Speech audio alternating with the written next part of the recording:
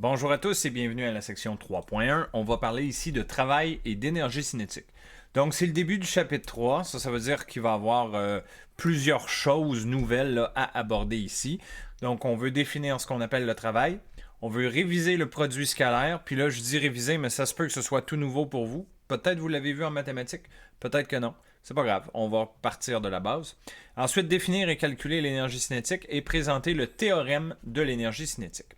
Alors, qu'est-ce qu'on va faire dans le chapitre 3? Essentiellement, on va présenter une nouvelle approche pour prédire la position ou la vitesse des objets.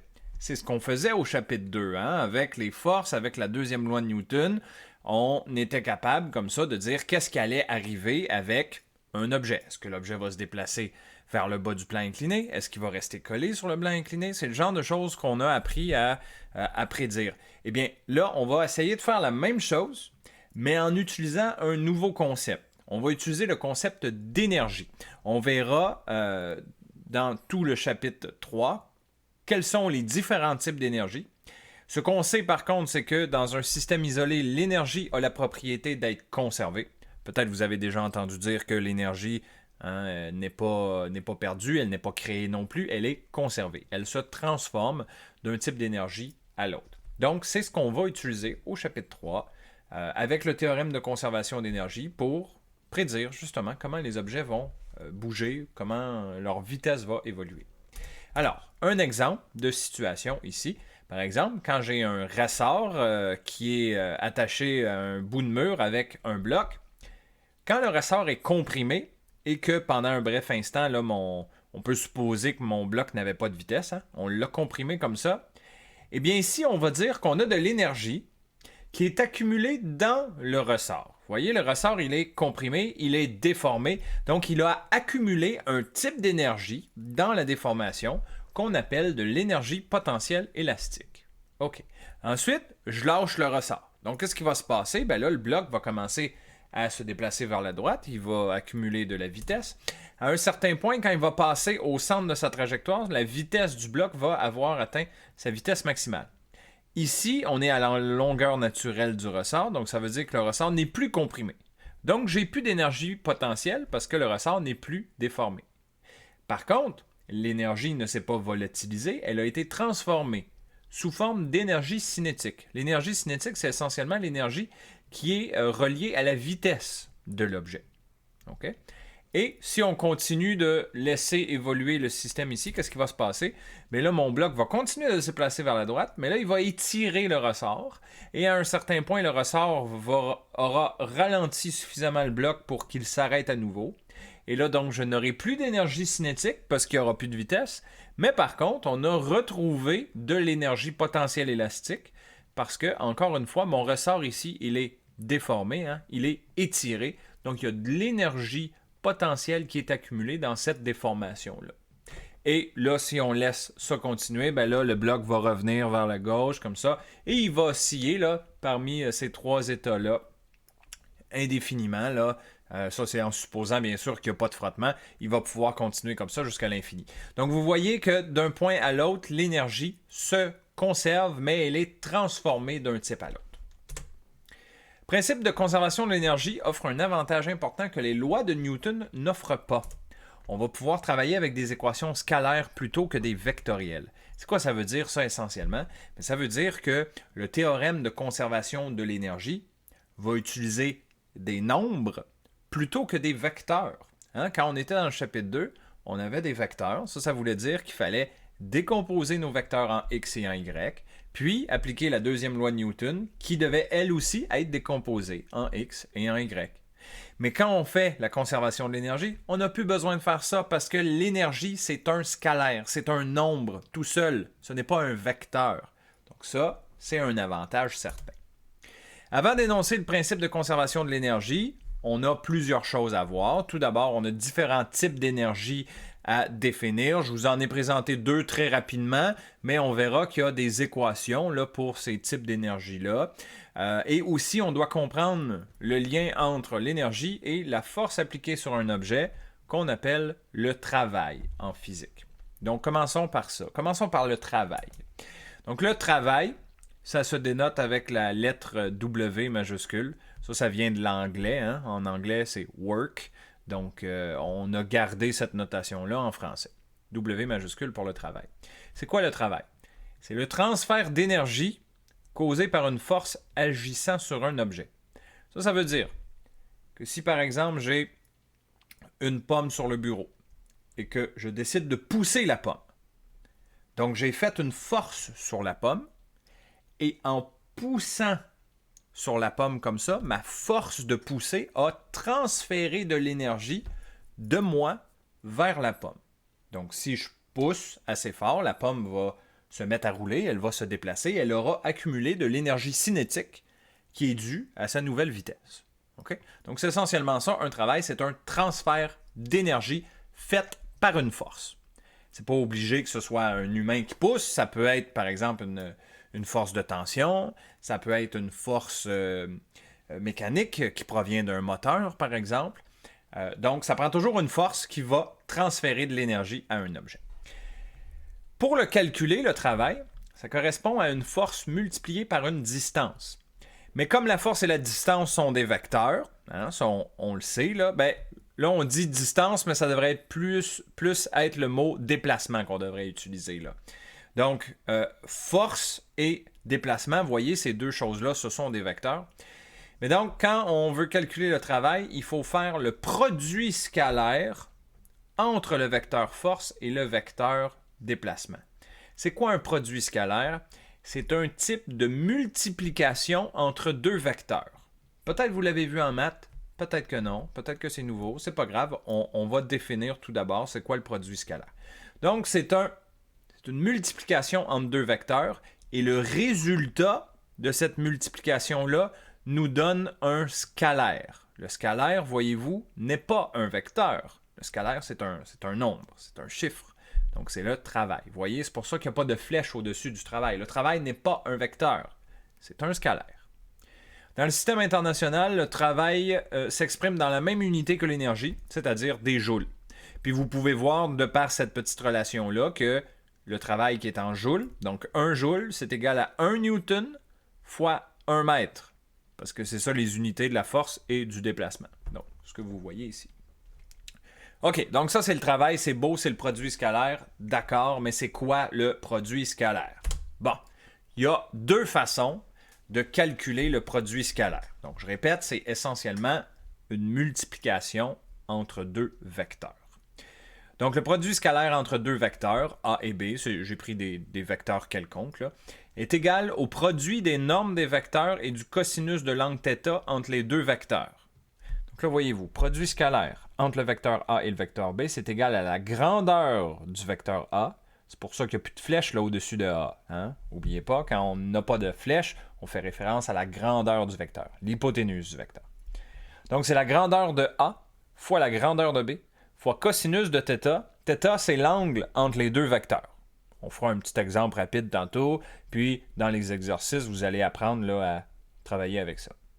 Il peut également être obtenu à partir des composantes des vecteurs. Ben oui, parce que chaque vecteur, le vecteur A et le vecteur B, ont des composantes. Hein? Le vecteur A aurait certainement une composante en X, qu'on appelle AX. Il aurait une composante en Y, qu'on appelle AY. Même chose pour B. B peut être décomposé en BX, en BY. Il y aurait même une composante en Z si on travaille en 3 dimensions. Donc là, j'ai donné la définition ici en 3 dimensions, mais comme vous le savez, là, en mécanique, on va s'en tenir à 2 dimensions. Donc, si je connais les composantes individuelles de mes vecteurs en X et en Y, je peux aussi obtenir le produit scalaire en multipliant la composante en X de A par la composante en X de B. Et ensuite, je vais additionner à ça la multiplication des composantes en Y de A et de la composante en Y de B. Plus, même chose, en Z. Mais ça, ce terme-là, on ne l'aura pas la plupart du temps, hein, parce qu'on ne travaille pas en 3D. Bon, voilà. Donc, un exemple. Nous, on a des vecteurs force et des vecteurs déplacement. Hein, c'est parce qu'on veut travailler, on veut calculer le travail, donc ça me prend mon vecteur force et le vecteur déplacement. Là, vous voyez ici, j'ai donné les deux vecteurs selon leurs composantes. Donc, force en X, c'est 3. Force en Y, c'est 4. Déplacement en X, c'est 7. Déplacement en Y, c'est moins 2J. Donc, si je connais mes deux vecteurs en composantes, eh bien, il me semble justifié d'utiliser la définition du produit scalaire qui nécessite de multiplier là, les composantes en x avec les composantes en x plus la multiplication des composantes en y. Okay? Donc, c'est ce qu'on fait ici. Comme vous pouvez voir, on prend la composante en x de la force, 3, fois la composante en x du déplacement, 3 fois 7. C'est ce qu'on voit ici. Plus composante en y de la force, c'est 4, fois la composante en y de s, moins 2. Très important, quand on fait ça, on conserve le signe négatif. Et donc, maintenant, on fait ceci. 3 fois 7, ça fait 21, plus moins 8, ça donne 13 joules. Et voilà, j'ai trouvé le travail qui a été fait par la force le long de ce déplacement-là, tout simplement. Par contre, des fois, on aura deux vecteurs, mais on va vous les donner avec leur norme, donc leur grandeur. La grandeur de la force, c'est 7 newtons. La grandeur du déplacement, c'est 3 mètres. Puis, on vous dit comme ça, ben, l'angle entre les deux vecteurs, c'est 35 degrés. OK. Ben, ça, si ce sont les informations que je possède, ben là, je vais utiliser l'autre définition du produit scalaire. Hein, celui qui faisait intervenir la grandeur du premier vecteur fois la grandeur du deuxième vecteur fois le cosinus de l'angle entre les deux. Donc, tout simplement, grandeur de f, c'est 7. Grandeur de s, c'est 3. Et l'angle entre les deux, c'est 35. 7 fois 3 fois cos de 35, boum. Réponse ici, 17,2 joules. Et voilà pour le produit scalaire. Nous, on va l'appliquer particulièrement au travail, mais on va réutiliser la définition du produit scalaire un peu plus tard aussi, vers la fin du chapitre 3 et un peu aussi au chapitre 4. Mais pour le moment, nous, on va surtout l'utiliser pour le travail.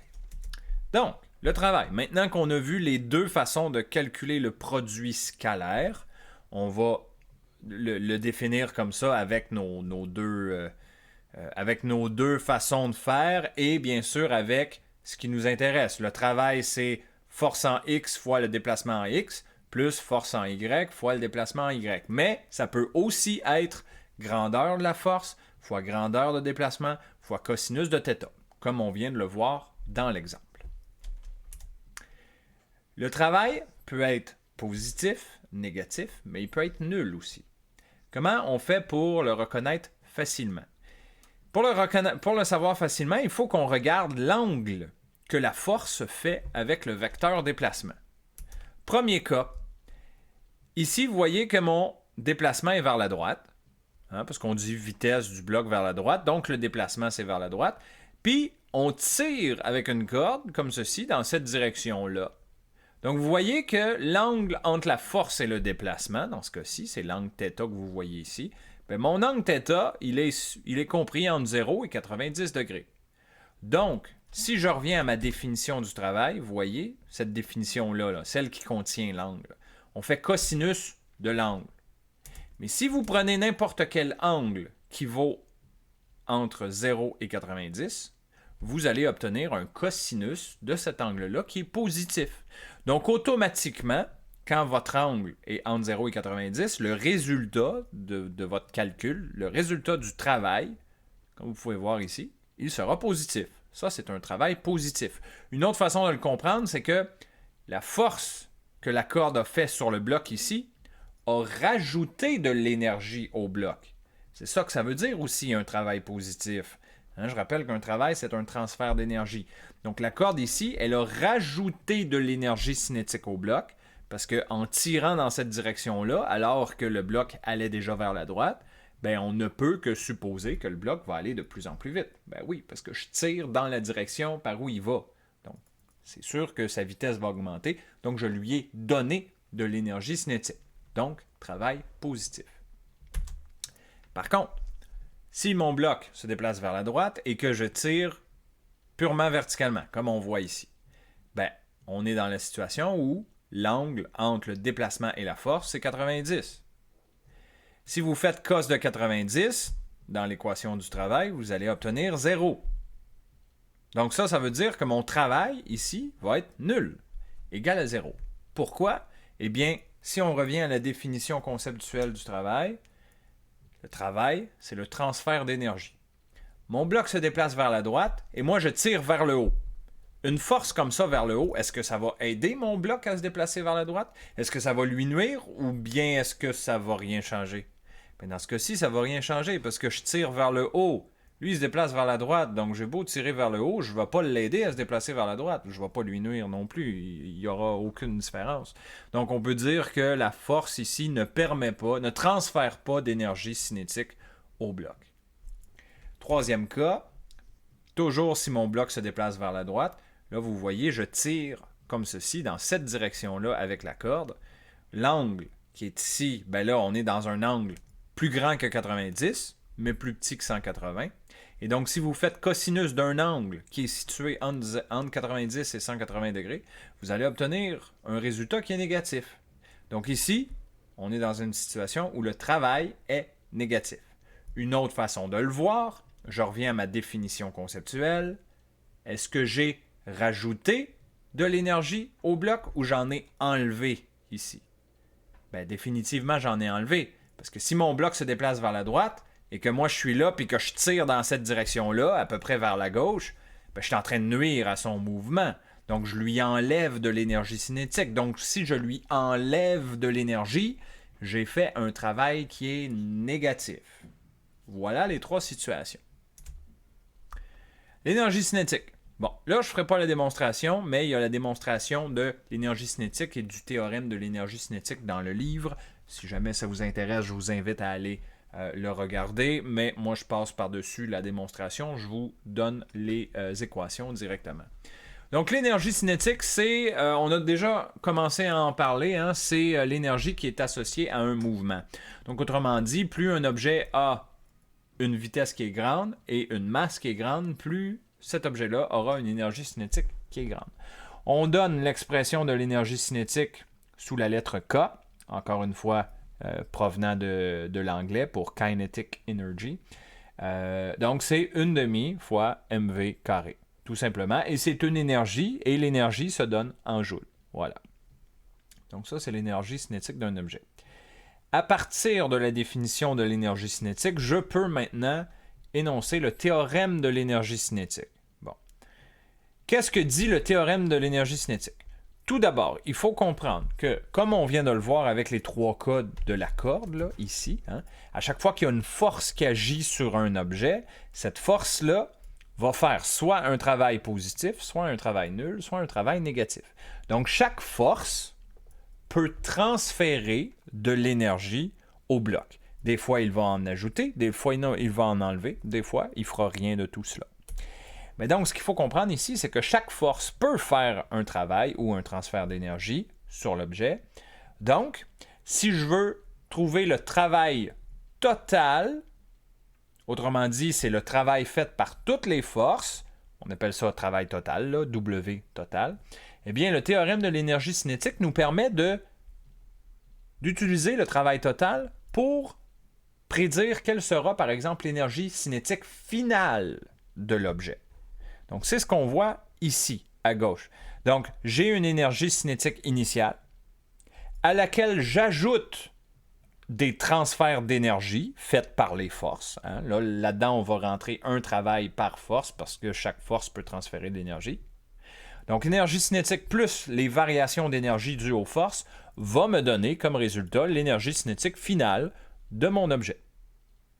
Ça, je peux aussi l'écrire comme ceci. C'est exactement la même équation, mais écrite différemment. Hein? Parce que si je décide de soustraire K initial de chaque côté de l'équation, du côté droit, il s'en va, puis du côté gauche, j'aurai KF moins KI. Mais KF moins KI, c'est delta K. Parce que delta K, on se souvient que c'est la valeur finale moins la valeur initiale. Donc voilà le théorème de l'énergie cinétique et on va faire un exemple de ceci. Donc, notre exemple dit Albert tire un bloc de masse 4 kg sur une surface horizontale à l'aide d'une corde faisant un angle de 53 degrés par rapport à l'horizontale. Le dynamomètre indique 30 newtons. Le coefficient de frottement cinétique est 0,125. Si la vitesse initiale du bloc est de 3 mètres par seconde, quel est le module de sa vitesse 2 mètres plus loin? Bon, je commencerai à dire que ce problème-là, on pourrait le faire avec notre méthode du chapitre 2, c'est-à-dire dessiner les forces, appliquer somme des forces en X et en Y, trouver l'accélération et avec l'accélération, déterminer quelle sera la vitesse finale du bloc. Je pourrais certainement le faire. Par contre, on va s'abstenir de faire ça. Ce qu'on va plutôt faire, c'est appliquer notre méthode du chapitre 3. Dans ce cas-ci, on va utiliser le théorème de l'énergie cinétique pour arriver finalement au même résultat que ce qu'on aurait avec la méthode du chapitre 2. Bon. Donc, ici, on va commencer par se faire un dessin avec les forces qui agissent sur le bloc. Pas parce que je veux faire la deuxième loi de Newton nécessairement.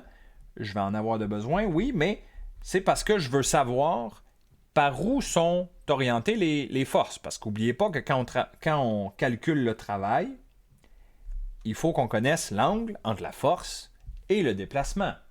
Donc c'est pour ça que je veux le dessiner particulièrement. Donc mon bloc subit une force gravitationnelle vers le bas, comme ceci. Il est sur une table horizontale, donc il subit une force normale vers le haut, comme ceci.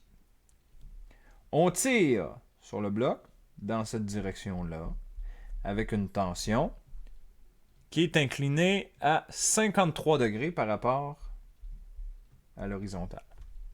Et finalement, on sait qu'il y a du frottement et on sait que le déplacement du bloc, c'est vers la droite. Donc, je vais l'écrire. Ce n'est pas une force, ça, là. Ce que je dessine, c'est le déplacement. Okay? Le déplacement est vers la droite. Donc, s'il y a du frottement et qu'il se déplace vers la droite, le frottement sera de type cinétique et il veut s'opposer au déplacement du bloc. Donc, mon frottement cinétique ici est orienté vers la gauche. Voilà, ce sont mes 4 forces.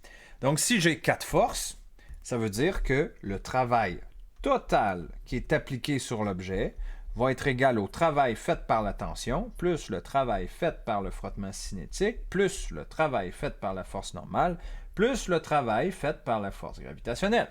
Et vous, chaque fois que j'ai une force, il y a un travail, parce que chaque force peut transférer de l'énergie au bloc, comme ceci. Bon. Là, par contre, on a vu, il y a quelques secondes, nos 3 situations ici. Je vous le montre parce que la situation du centre va nous permettre de nous simplifier la vie. OK? Regardez ici, là. Quand j'ai un objet qui se déplace dans une direction, mettons vers la droite, comme dans mon exemple, et qu'une force est appliquée à 90 degrés par rapport à ce déplacement-là, ben, on sait, de par ce qu'on vient de voir, que le travail sera égal à 0. Travail nul. Donc, si je reviens à mon exemple, ben, vous voyez que c'est le cas avec 2 forces. Hein? Je me déplace vers la droite. Pourtant, ma force normale, elle est orientée vers le haut, donc elle est purement verticale. Elle est à 90 degrés par rapport à mon déplacement. Donc, ça vaut 0. Mais ce n'est pas la seule. La force gravitationnelle aussi, elle est purement verticale. Elle pointe vers le bas, mais elle est quand même orientée à 90 degrés par rapport à mon déplacement. Donc, je n'ai pas de travail à calculer, ni pour la force normale, ni pour la force gravitationnelle. Ensuite, je peux calculer mon travail fait par la tension, juste lui. Et là, souvenons-nous que le travail se calcule avec le produit scalaire. Donc, produit scalaire, c'est le produit entre le vecteur tension et le vecteur déplacement. On a vu 2 méthodes pour calculer le travail. Hein? La méthode avec l'angle, si on connaît l'angle entre la force et le déplacement. Sinon, ça va être la méthode des composantes. Donc, on regarde le schéma. Est-ce que je connais l'angle entre mon déplacement et la tension? Oui, c'est 53 degrés parce que mon bloc se déplace vers la droite selon l'axe X et on me dit tantôt dans l'énoncé que la tension est à 53 degrés au-dessus de l'horizontale. Donc, pardon, ici, je vais utiliser la définition avec l'angle. Grandeur de tension fois grandeur de déplacement fois cos de mon angle, θ. Et mieux que ça, dans l'énoncé, on me donnait la grandeur de la tension. Hein? On dit le dynamomètre indique 30 newtons. Ça veut dire qu'on tire sur le bloc avec une force de 30 newtons, tout simplement. Donc, je mets 30 newtons, ça c'est la force, fois le déplacement. Bon, le déplacement, en fait, on le connaît, il était dans la question. Hein? Si on regarde ici, on dit si la vitesse initiale du bloc est 3 mètres par seconde, quel est le module de sa vitesse 2 mètres plus loin? Ah! Fait qu'on veut savoir après avoir parcouru 2 mètres, quelle sera la vitesse. Donc, j'ai parcouru 2 mètres. C'est ça mon déplacement. 2 mètres. Donc, force de 30 fois déplacement de 2 fois cos de l'angle entre les deux. Ça, c'est 53. Voilà. 30 fois 2 fois cos de 30. Ça me donne 36,11 joules. Voilà. Je mets ça de côté. Je m'en vais ensuite faire le travail fait par le frottement cinétique. Et là, même chose. Ça va être le produit scalaire entre la force frottement cinétique et le déplacement. Bon, là, on se pose la question encore. Est-ce que je connais l'angle entre le frottement cinétique et le déplacement? Ben oui.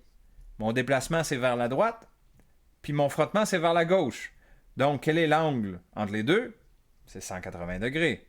Hein, ça serait tout ça. C'est un demi-tour, finalement. Donc, oui, je connais l'angle. Donc, si je connais l'angle, ben, je vais utiliser cette définition-là. Grandeur de la force fois grandeur du déplacement fois cos de θ.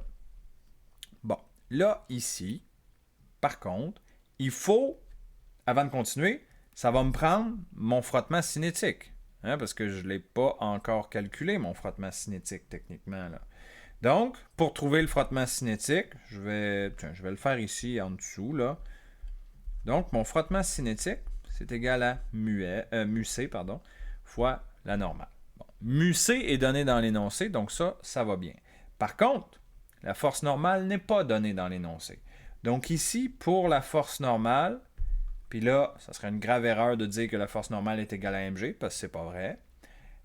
Donc, pour trouver ma force normale, j'ai pas le choix. Il faut que je revienne à ma bonne vieille deuxième loi de Newton pour trouver la normale. Donc, on va faire la somme des forces en y.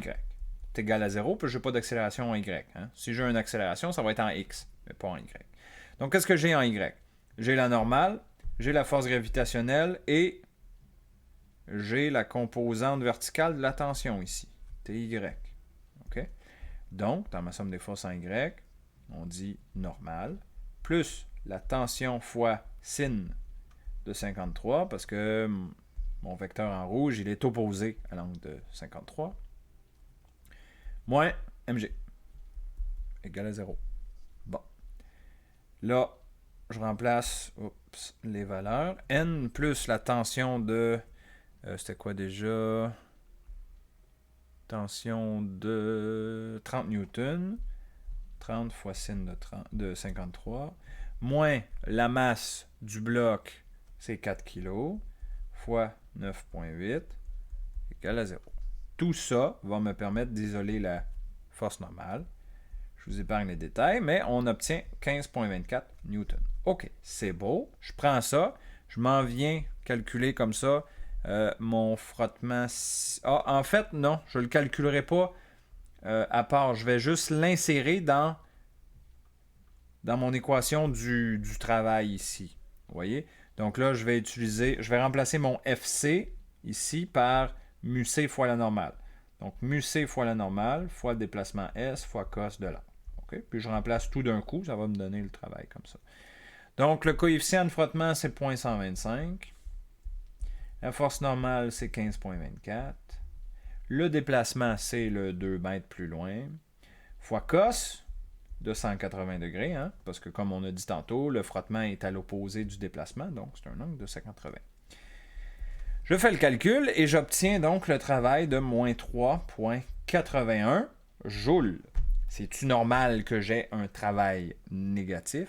Ben oui, parce que souvenons-nous de notre angle. Quand l'angle est plus grand que 90 degrés, j'aurai un travail négatif. Ce que ça veut dire, quand je regarde juste le travail fait par les deux forces, là, vous voyez, la tension a un travail positif. Ça veut dire que la tension dans la corde rajoute de l'énergie cinétique au bloc, tandis que le frottement enlève de l'énergie cinétique au bloc. Ben oui, c'est ça que ça fait un frottement. Hein? Ça veut s'opposer au mouvement, donc ça va enlever de l'énergie cinétique. Voilà. Un coup que je suis rendu là, j'ai fait le plus difficile. Parce que je peux enfin calculer mon travail total et ensuite je pourrai l'utiliser pour mon théorème de l'énergie cinétique, comme on l'a vu tantôt. Donc mon travail total, ce sera simplement 36,11 plus moins 3,81. Voilà. Donc, ça me donne 32,3 joules. Ça, c'est mon travail total. Maintenant, ce que je fais avec mon travail total, c'est que j'utilise mon théorème de l'énergie cinétique. Le théorème de l'énergie cinétique dit que mon énergie cinétique finale est égale à ce que j'avais au début, plus mon travail total. Donc, voilà pourquoi je voulais trouver mon travail total au début. Et là, mes énergies cinétiques, on se souviendra que c'est égal à 1/2 masse de l'objet fois vitesse au carré. Étant donné que je calcule l'énergie cinétique finale, il faut que je prenne la vitesse finale. Puis, du côté droit, l'énergie cinétique initiale, ben, ça va être 1/2 masse fois vitesse initiale. Au carré. Il faut que ça fitte. Plus mon travail total qui vaut 32,3 qu'on vient de calculer. Bon, très bien. Le rendu là, je peux remplacer mes chiffres. 1/2 fois la masse de 4. La vitesse finale, c'est ce que je cherche. 1/2 fois la masse de 4 fois la vitesse initiale au carré. Dans l'énoncé, on me le disait, c'était 3 mètres par seconde. Donc 3 à la 2, plus 32,3. Et voilà. Mon inconnu, c'est vitesse finale. Je vous épargne l'algèbre. On l'isole, on obtient 5,01 mètres par seconde. Et voilà. Donc comme vous pouvez voir, on a réussi à trouver la vitesse finale avec une méthode complètement différente que ce qu'on aurait fait, par exemple, en jumelant la dynamique et la cinématique. Chapitres 1 et 2. OK?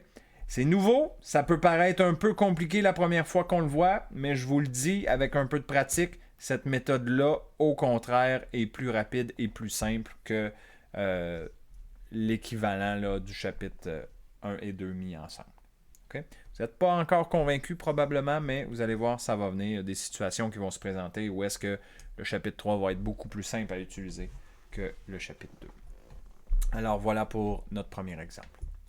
Ensuite, qu'est-ce qu'on peut faire avec les graphiques de force en fonction de la position en X? Ça va arriver qu'on va vous donner un graphique de force en fonction de la position en X et on veut trouver le travail à partir de ce graphique-là. Bon, je passe tout de suite au travail, au graphique.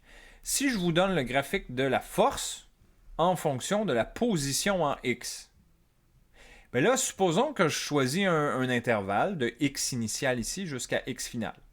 La différence entre ces deux positions-là, on appelle ça delta X. Et la hauteur de ma droite, de ma courbe, qui est une droite ici, là, c'est f de x. Donc, on voit que si je multiplie la base de mon rectangle ici, delta x, fois la hauteur de mon rectangle ici, qui vaut f de x, bien, ça fait f de x fois delta x, mais ça, c'est quoi? Bien, ça, c'est la définition du travail. Fait qu'on se rend compte que finalement, quand on a des graphiques comme ça de force en fonction de la position en x, bien, je peux obtenir le travail en faisant l'air sous la courbe entre deux positions, position initiale et position finale. Ici, c'était quand même assez facile parce que ma force en X était constante. Ça va arriver par contre qu'on aura des graphiques de force en fonction de la position qui ne sont pas constants. Ce n'est pas des droites horizontales.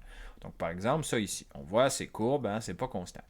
Donc, on peut quand même faire l'air sous la courbe pour trouver le travail, sauf qu'il faudra qu'on le fasse morceau par morceau. Donc, on va décomposer cette section-là par des... ici, on le fait avec des triangles, mais on verra que des fois, c'est des triangles, des fois, c'est des rectangles aussi, là. Donc, on veut décomposer la section en plus petites sections, puis on va, comme ça, additionner l'aire de toutes les petites sections, et ça devrait nous donner, grosso modo, l'aire de ma région ici, l'aire sous la courbe, qui correspond au travail. Bien sûr, quand on fait ça, on inclut, tu sais, une aire qui ne devrait pas. Vous voyez les petits bouts de rectangle qui dépassent un peu, là. Fait que c'est pas 100% précis, mais on se débrouille quand même bien avec cette méthode-là. Puis habituellement, on va essayer de vous donner là, des fonctions qui sont quand même assez bien approximées par les petits quadrillés. Donc, on va faire un exemple justement pour vous montrer ça, là. Donc ici, justement, on a un graphique de force en fonction de la position X. On désire déterminer le travail effectué par la force sur l'objet lorsqu'elle se déplace, puis là, il y a deux petits exercices. Lorsque l'objet part de la position x égale à 1 et qu'elle va jusqu'à la position finale x égale à 2, Et en B, on veut faire l'inverse. L'objet va commencer ici à x égale à 2 et va revenir à x égale à 1. Alors, première étape, notre déplacement, pour le A du moins, c'est de la position 1 jusqu'à la position 2. Donc, on voudra faire l'aire sous la courbe de 1 jusqu'à 2. Donc, ce qu'on va faire, c'est qu'on va scinder notre aire sous la courbe en sections. OK, donc, on a fait 4 régions ici. Vous voyez, là, région 1 qui est un petit triangle. Région 2, c'est un rectangle. Région 3, c'est le triangle qui est là. Région 4, c'est le triangle qui est là. Bon. Et ce qu'on va faire ensuite, c'est qu'on va évaluer l'aire de chacune de ces 4 régions-là. OK? Fait que là, il faut qu'on regarde chaque carré. Dans le fond, si on veut, on peut compter les carrés, là. Donc, un carré de mon quadrillé, on a 1/5 de mètre qui est la largeur de mon carré, dans le fond, parce que ça nous prend 1, 2, 3, 4, 5 carrés pour passer de 1 à 2, quand je regarde la dimension horizontale. Là. Donc, chaque largeur de carré, c'est 0,2. Et chaque hauteur d'un carré, si vous regardez, avec 2 carrés, je passe de 0 à 4. Donc, ça veut dire que la hauteur de 1 carré, c'est 2. Donc, l'aire d'un carré, c'est 0,2 fois 2. Donc, 0,4. Chaque carré vaut 0,4. Donc, ma région 1, qui est à peu près un quart de carré, je vous dis c'est à peu près, donc un quart de carré, vous voyez, 0,25 carreau, donc 0,25 fois un carré qui vaut 0,4, ben, ça donne 0,1 joule. L'aire de la région 2, qui ici ça se fait bien, c'est 2 carrés. 2 carrés, c'est 2 fois 0,4, donc ça donne 0,8. Carré 3, si vous voulez, c'est un gros triangle, vous pouvez faire base fois hauteur si vous préférez. Donc base de 0,4, hauteur de 4, divisé par 2. Ça donne 0,8. OK? 0,8 ici, R3. Même chose avec l'R4. C'est encore un triangle, c'est juste que lui, il a la tête en bas. Bon, voilà l'aire de mes 4 régions. Maintenant, là, je vais faire le A. Je pars ici, à x égale à 1, et je m'en vais jusqu'à x égale à 2. Quand je fais ça, mon travail va être égal à l'addition des aires sous la courbe. Mais faisons attention, là ici on ne l'a pas écrit, mais l'aire de la région 4, elle sera négative parce qu'elle est en dessous de l'axe horizontal. Un peu comme on faisait en cinématique. Quand on avait une aire sous la courbe qui était en dessous de l'axe horizontal, il fallait soustraire. Bon.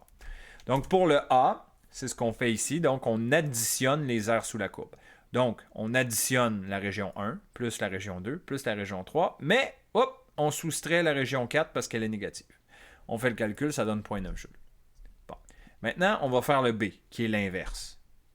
Qu'est-ce que ça change quand on fait l'inverse? Parce que quand vous remarquez bien, on part de la position 2 puis on revient à la position 1.